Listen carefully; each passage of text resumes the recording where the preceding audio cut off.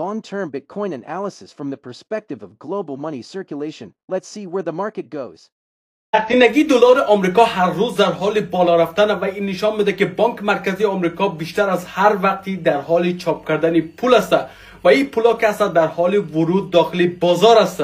به خاطر که امروز S&P آمریکا یک سطح قیمتی جدید را ثبت کرده و این را خود شما میفهمید که اول بازار سهام رشد میکنه، بعد نوبتی بازار کریپتو میرسه. الان میایم روی اصل مطلب، این که بیت کوین نقدینگی جهانی رو دنبال میکنه. خود شما فهمیدین، من در ویدیوهای خیلی زیادی برای شما توضیح دادم.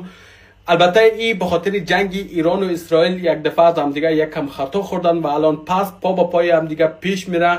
الان نوبت بیت کوین که یک سطح قیمتی جدید رو ثبت کنه. دوستان سعی کنین الان آلت کوین های خیلی خوب از زیر نظر بگیرین.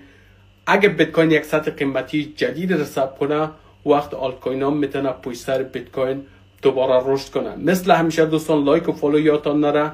با تشکر.